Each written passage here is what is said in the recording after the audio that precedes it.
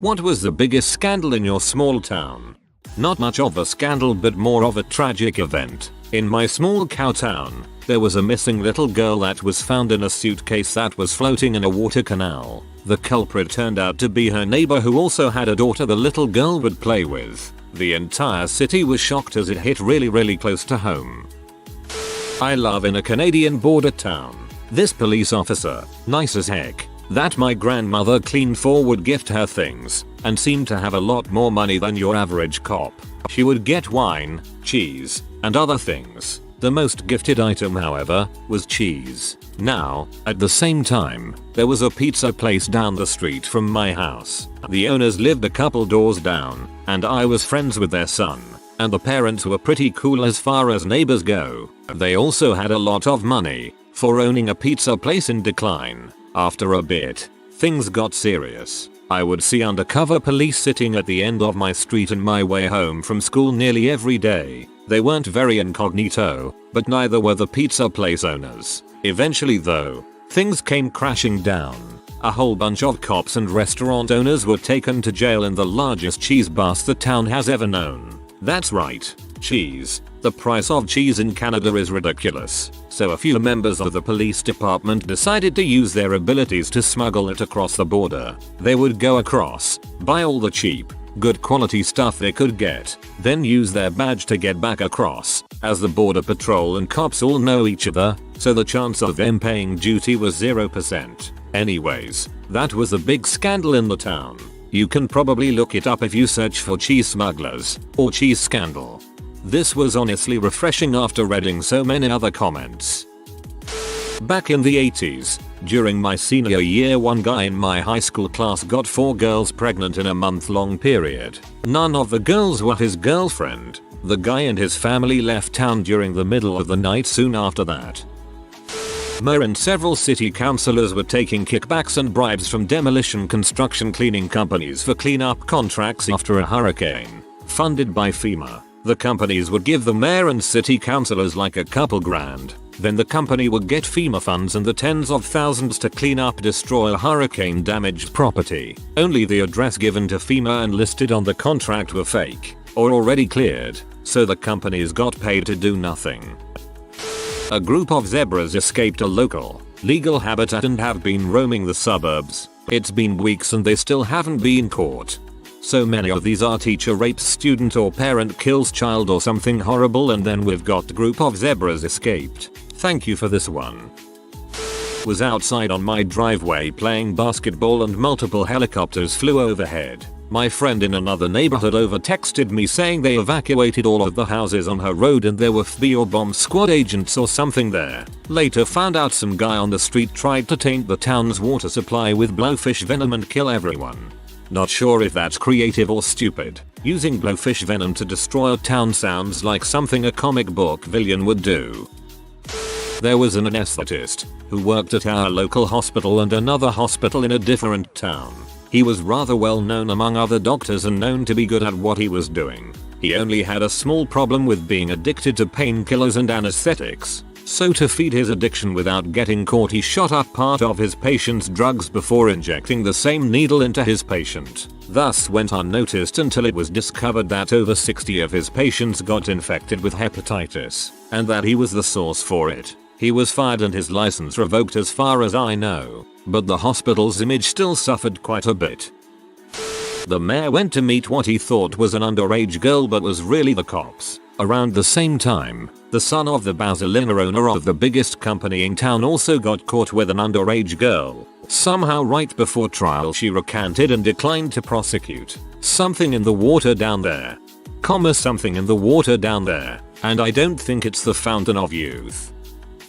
In 2000, a girl's body was found on the steps of the local middle school. She had been beaten, raped, strangled, and burned. The officer that arrived at the scene was a rookie officer. Since he was the first in the scene, the police department made him in charge of the case. The case was massively botched. The murder had shocked the community and a lot of people were talking.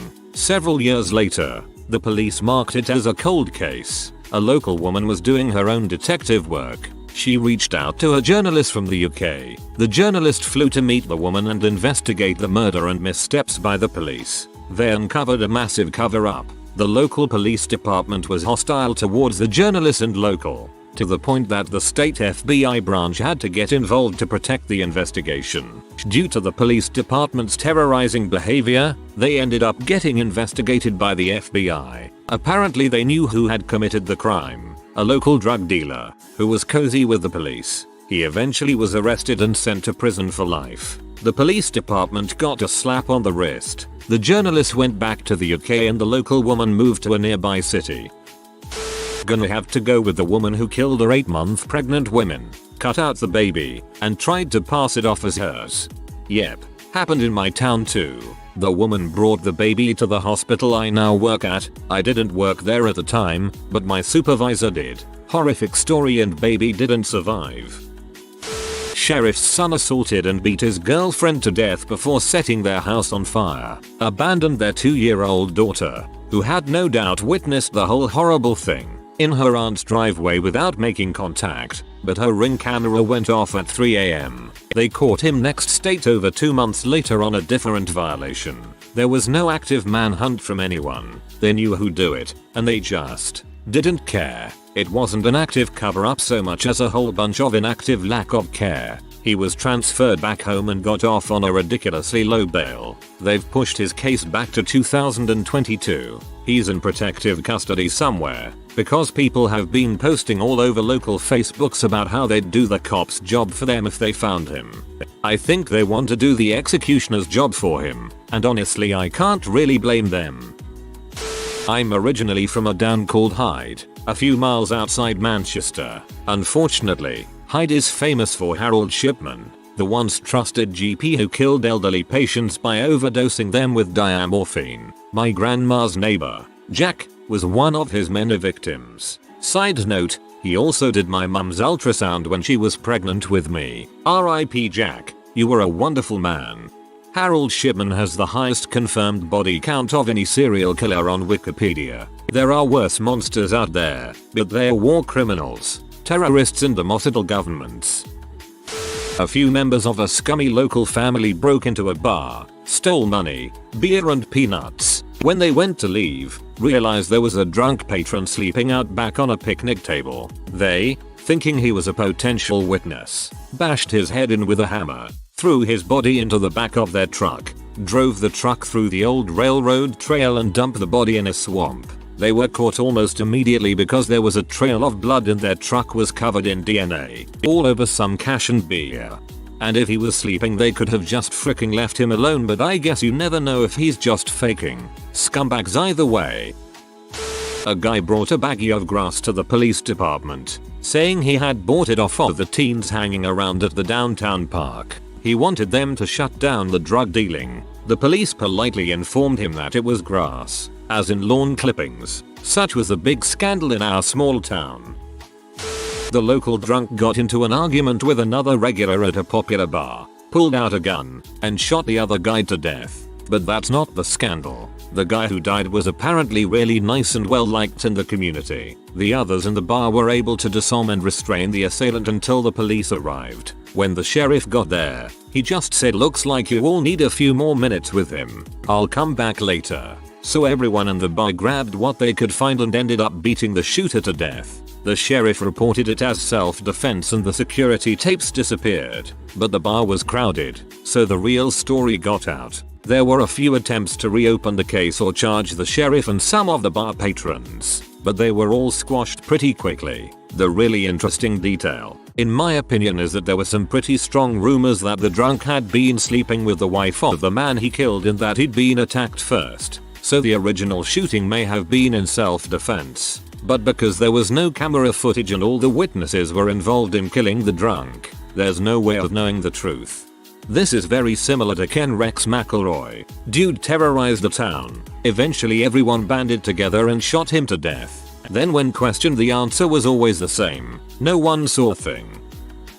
My home county had a few historic covered bridges. They were quite the pride and joy of the area. Somebody burned one down. Somebody else saw 3 young men do the deed. Now we all knew it was a trio of kids on my class. Like most schools we had cliques, 2 of which were the preps and the burnouts. The bridge burners were preps. One's dad was the county judge. One's mom was a primary real estate agent in town. This posed a dilemma. So the parents of the preps, including the judge, hatched a little plan. They gave 3 burnouts in my class $10,000 each, mid-1980s, and the promise of a light sentence of 6 months probation if they would plead guilty and take the fall. The burnouts agreed and took their money. The judge figured if the burnouts didn't hold up their end he would make sure they found guilty anyway. So they showed up in court in front of the preps judge dad. They not only didn't plead guilty, they had a speeding ticket dated the same day and time as the time the bridge burned. But the speeding ticket was for 70 miles away, and since all 3 were minors, all 3 were named in the ticket report. The judge had no choice but to dismiss the case, and the parents of the preps weren't even mad because that was enough of an excuse to effectively end the whole investigation. Nobody got in trouble for it. It all just went away. The bridge was rebuilt. The placard was changed to say replica of a historic bridge. And for $10K those precious little boys didn't get a black mark in their records. The parents were playing checkers but the burnouts were playing chess. In 2013 I moved to a very small rural town. I bought a handyman special and proceeded to fix it up. I painted and did landscaping and put up an 8-featuring privacy fence. In the back corner I planted a garden with all the usual veggies and large portion was dedicated to okra. One day, a couple of months later I was sitting on my couch when I heard a heck of a commotion in the backyard. I went running out the back door only to be met with dozens of armed men in full tactical gear, all guns pointing at me. I hit the ground spread eagle because I didn't want to die, but I was thoroughly confused. As I lie there with my face in the dirt I heard an uproar of laughter coming from the back corner where my garden is located. It seems the local Leos took it upon themselves to call in the D for a huge marijuana crop on my property. Turned out some nosy busybody had reported seeing marijuana in my garden and turned me in. To this day the cops in this town have not lived down the day they called in the D to bust me for my okra crop. It cost this little town $10,000 and was in the local paper for wasting all that money because they didn't just knock on my door and ask to see my garden. I am a small town reporter and this is the most small town USA story here. A local chemical manufacturer's mixing plant blew up and gassed the whole town. Everything was fine, just horrendously stinky, but it drew up a lot of controversy over their safety protocols. The company never rebuilt the plant, instead selling it to the city, which I'm pretty sure became a fireman training site, so all good in the end. Oh god, all this violent crime. The last time my town was in the news, a woman started a business raising mammals that only ever made losses. When investigated, it turned out she was tax deducting the cost of raising her kids. I don't know if I would say scandal, it was more of a tragedy. This college girl got raped by another student and she lay down or just stood in front on the train tracks that ran right by the university. Those coal trains went fast, so I hope she didn't suffer. The guys on the train definitely suffered knowing they couldn't do anything to stop it. Shittiest part of my job. High school kid caught drinking and driving. Local cop pulled him over, told him go home, so he did. Got some more beer from the fridge and went back to drinking and driving. Hit a disabled, wheelchair-bound neighbor, who later died of his injuries. Kid was arrested and charged with manslaughter. Parents bailed him out of jail to await trial. Kid committed suicide. This may not be my aptest moment, but I applaud your brevity. I'm sure that story could have been 3 paragraphs longer.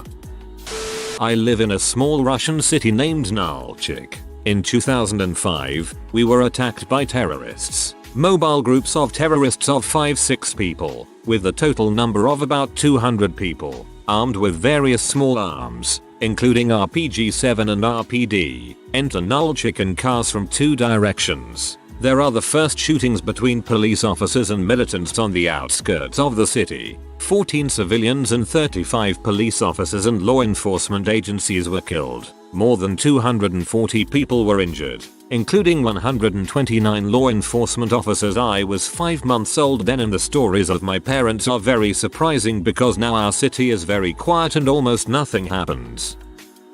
Kid shot and killed his mom because she told him to clean his room. Happened over summer and everyone returned to school kinda shell-shocked, and there were tons of advisory assemblies and notices encouraging people to seek help if they felt they had anger issues, anti-bullying rhetoric, etc. That did basically nothing. Funny add-on to this, the kid probably tried to clean up the murder scene after the shooting. Extra work for nothing.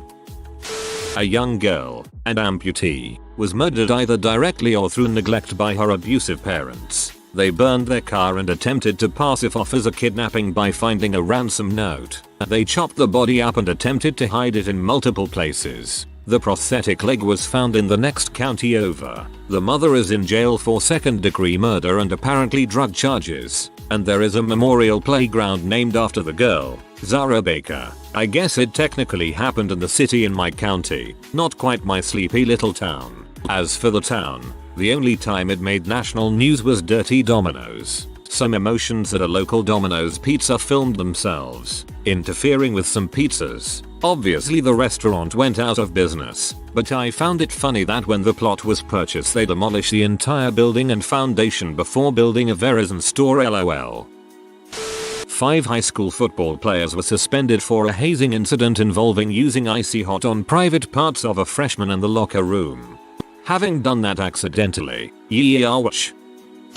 This was only last year, but I live in a pretty nice suburb of Columbus, Ohio, where literally nothing happens. You usually get pulled over for a traffic violation with 3 cop cars because they're so bored, but a fairly well-known resident went missing. Husband said she went on a walk and never came back. Left her phone and keys. There were flyers with her picture everywhere. At my gym, local restaurants, giant signs near main streets in the area she could be, etc. Everyone knew her name. Months later, her body was found off a walking trail near one of the busiest streets in town. She had been tied up in a tree and the rope had come undone, finally exposing her. She was badly decayed, so she had more than likely been there the entire time. Husband was found guilty of her murder just recently. It was super sad even for the people that didn't know her personally, because it felt like everyone in town was trying to help look for her. A teacher from my middle school was brutally murdered by her son on Christmas Eve. He pleaded not guilty by reason of insanity. I'm from a very weird small town, so this for sure isn't the biggest, just a really funny one I remember from years ago. My friend was a senior in high school and had a long-time girlfriend who was also a senior. While she was on vacation with her family, he had sex with another girl in his girlfriend's bed. His girlfriend didn't know about it until it came out that the other girl was pregnant with his kid. He admitted to hooking up in her house while she was gone. His girlfriend ends up forgiving him and gets pregnant about 3 months later. So my 18-year-old friend has gotten a 17-year-old and an 18-year-old pregnant within a couple of months of each other. A few months later, before either child is born, he gets arrested for possession of marijuana. The arresting officer was the 17-year-old's dad. He ended up losing a college sports scholarship because of it. He still lives in that small town and is not with either of his baby mamas, and his kids are in the same class. The town only has a few thousand people, so it was pretty scandalous. Last year, a girl that was in my grade was murdered by her ex and her friend out of revenge because of their breakup. It shook up our whole school and town for a while. It still deeply affects all of us. I didn't know her very well, but we had some classes together. It feels so weird not seeing her anymore. A visitor shot the town's unofficial mascot, a tame buck, from his motel room. He couldn't believe his luck. He didn't even have to leave the comfort of his motel to hunt. The quarry came to him. Kind of a moron. I have a vague memory of this.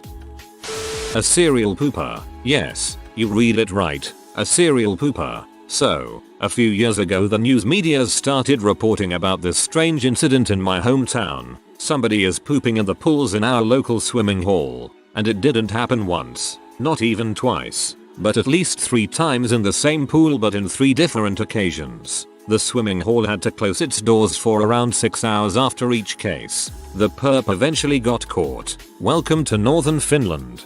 There was a serial pooper here in America. The person would take a dump on the 50-yard line of a school's American football field. The person was eventually caught, the principal of an opposing high school. He did it on his morning jogs. In the 90s, a very unpopular nerd girl won homecoming queen, and the popular girl, who thought she should win, did not win.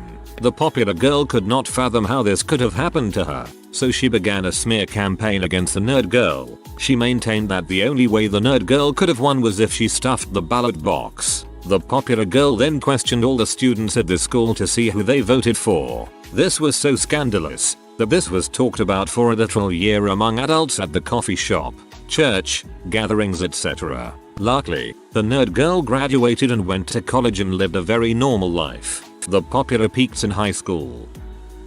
A drunk guy was operating CPR in the middle of the harbor place and yelling. It triggered passers-by to call in an ambulance for help, until they realized he was reanimating an inflatable boat. Good to read a funny story after all the fricked up ones.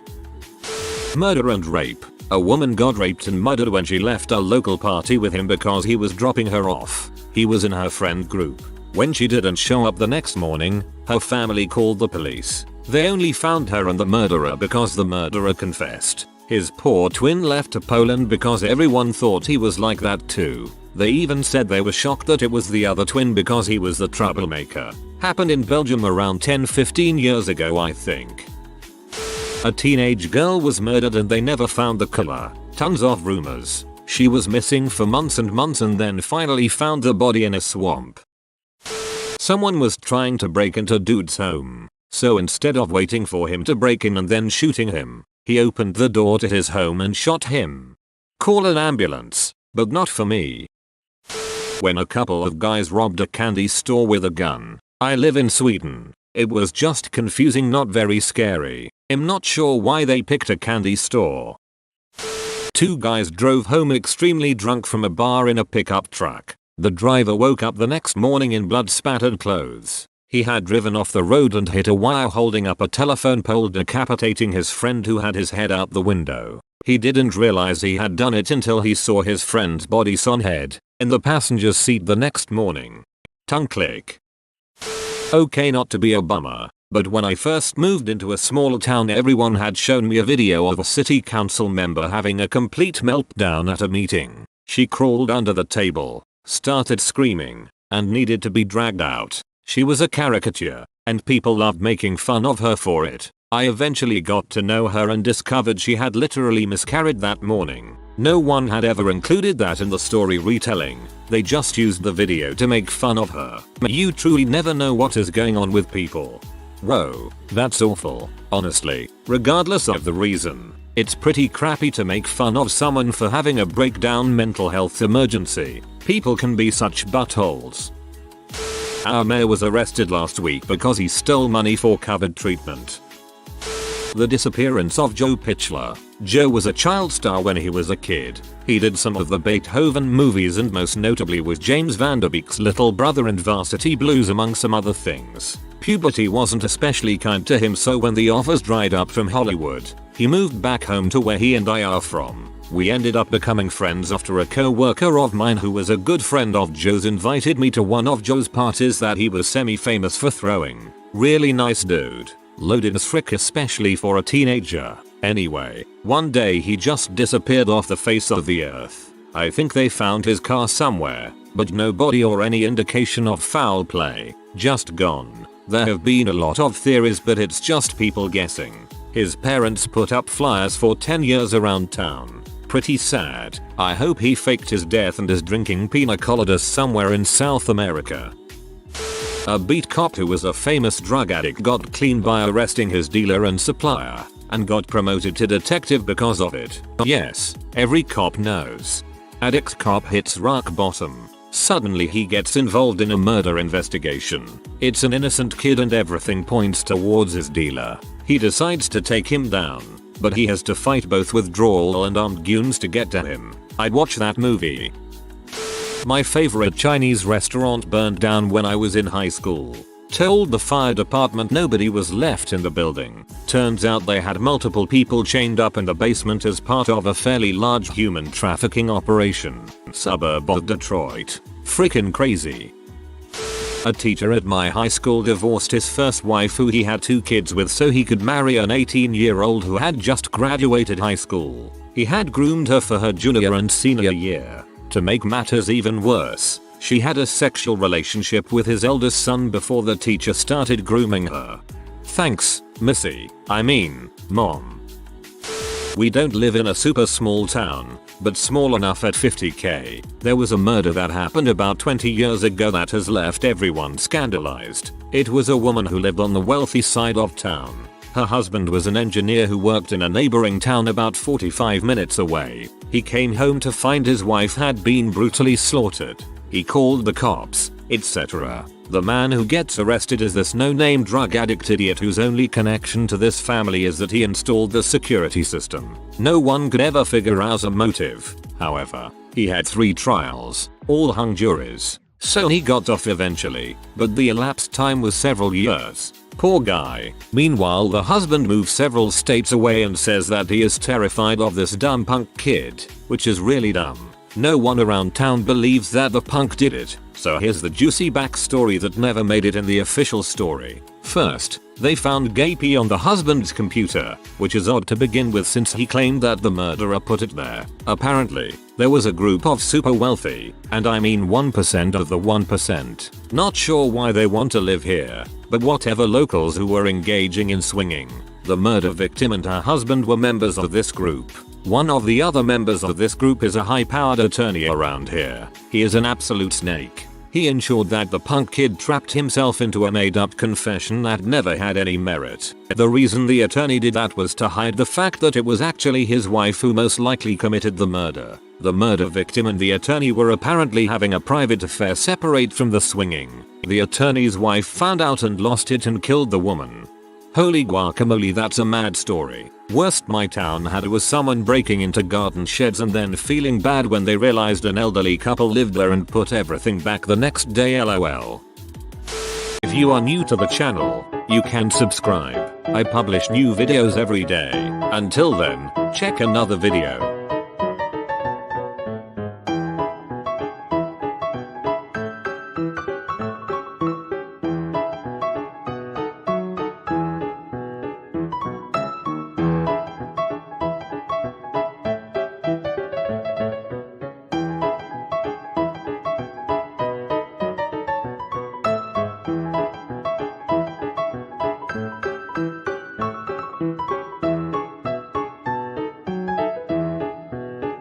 Bye for now.